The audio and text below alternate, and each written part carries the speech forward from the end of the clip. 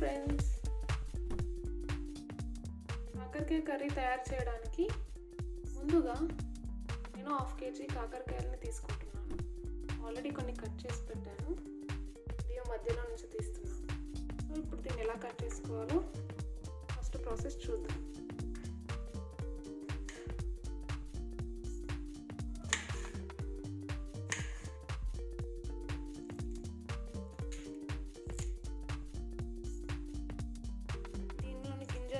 ఇలా తీసేసి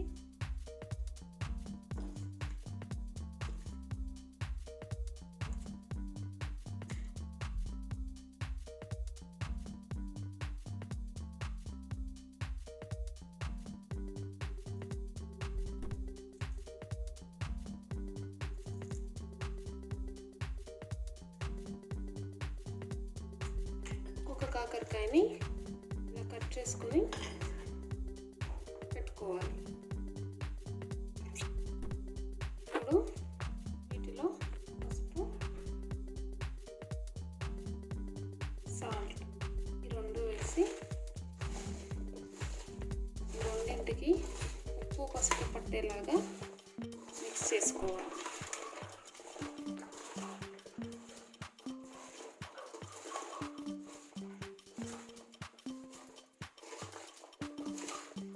ఇలా మిక్స్ చేస్తూ ఉంటుంటే మనకి వాటర్ కన్సిస్టెన్సీ అనేది చేతికి తగులుతూ ఉంటుంది.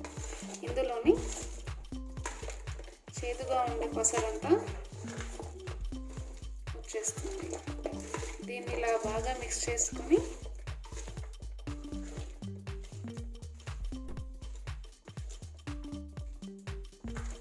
ఒక 10 minutes పక్కన పెట్టుకోవాలి.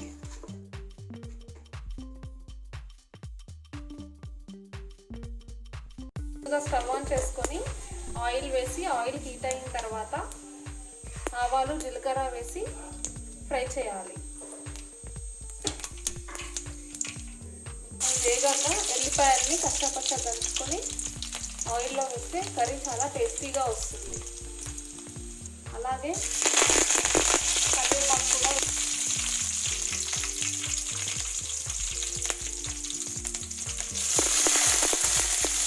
నెక్స్ట్ ఉల్లిపాయలు కూడా వేసుకోవాలి.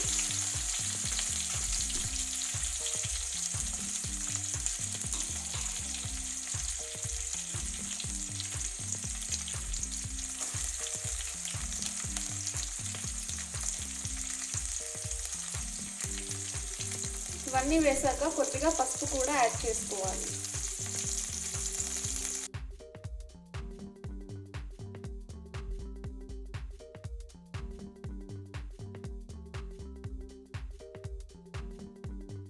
ఉప్పు పసుపు కలిపి పెట్టిన తర్వాత దీంట్లో నుంచి పసరులాగా వస్తుంది. చూసారు కదా, ఇలా డైరెక్ట్గా కూడా వేసుకోవచ్చు. ఇష్టం లేని వాళ్ళు వీటిని వాష్ చేసి కూడా కర్రీలో వేసుకోవచ్చు. నేను వాష్ చేసి వేస్తున్నాను. ఇప్పుడు వాష్ చేసుకున్న కాకరకాయ పీసెస్ని వేసుకోవాలి.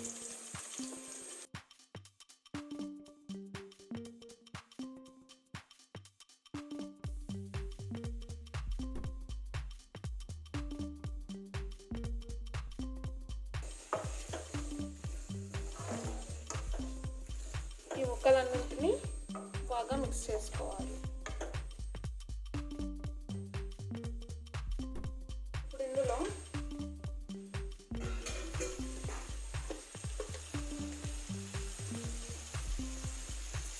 1 tablespoon సాల్ట్ యాడ్ చేసుకోవాలి.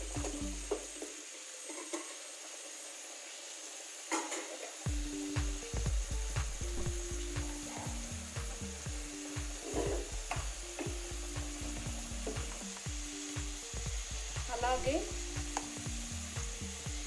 3 tablespoons కారం యాడ్ చేసుకోవాలి. ఈ రెండింటిని బాగా మిక్స్ చేసుకోవాలి. ఈ సాల్ట్ కారం అనేది కలిపి బాగా పట్టేలాగా మిక్స్ చేసుకొని మూత పెట్టి మగ్గించుకోవాలి.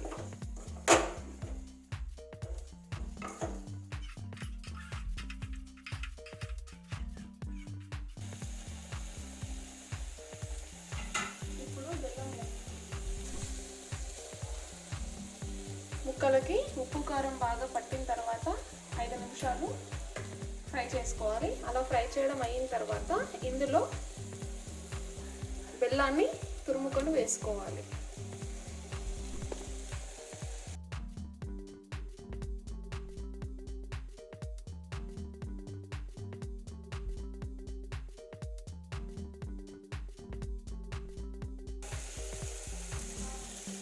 ఇలా బెల్లాన్ని వేసుకోవాలి.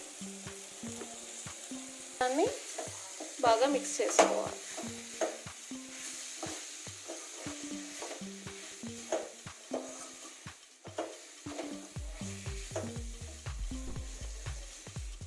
ఇప్పుడు అంతా బాగా మిక్స్ చేసుకున్న తర్వాత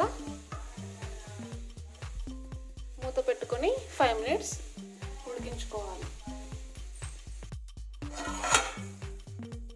5 మినిట్స్ కంప్లీట్ అయిన తర్వాత మూత తీసి చూస్తే 50% కాకరకాయలు ఉడికిపోయి ఉంటాయి. కర్రీ కూడా మ్యాక్సిమం రెడీ అయిపోయింది. ఇప్పుడు ఇందులో 5 మినిట్స్ పాటు చింతపండు నానబెట్టుకొని గుజ్జు తీసి ఆ చింతపండు గుజ్జును ఈ కర్రీలో వేసి ఉడికించుకోవాలి.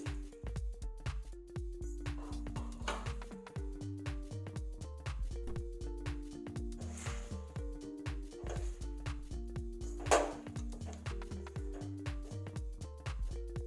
ఇప్పుడు బాగా మిక్స్ చేసుకొని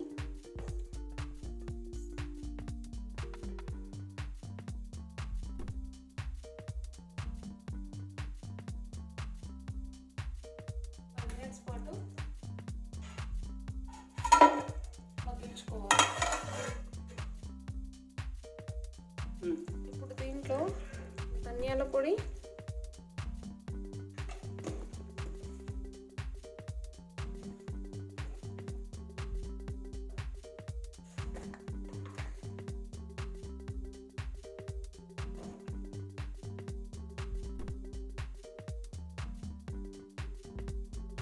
కొబ్బరి పొడి,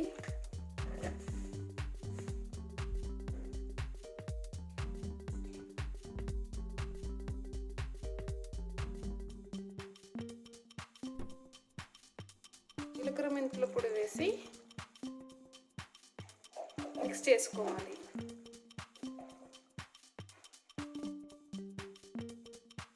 జీలకర్ర మెంతుల పొడిని కొద్దిగా లైట్గా వేయాలి.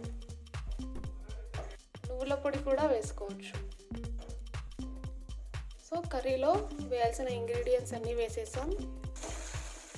ఎంతో టేస్టీగా ఉండే కాకరకాయ కర్రీ, అదేనండి కాకరకాయ పులుసు రెడీ అయిపోయింది. ఈ కర్రీ చాలా యమ్మీగా ఉంటుంది. కొద్దిగా తీయగాను, కొద్దిగా పుల్లగాను, వేడివేడి అన్నంలోకి చాలా టేస్టీగా ఉంటుంది. కాకరకాయ ఇష్టపడని వాళ్ళు కూడా బాగా తింటారు. మీరు కూడా ట్రై చేసి ఎంజాయ్ చేయండి. ఈ వీడియో కనుక మీకు నచ్చినట్లయితే లైక్ చేయండి, షేర్ చేయండి, సబ్స్క్రైబ్ చేయండి. Thank you.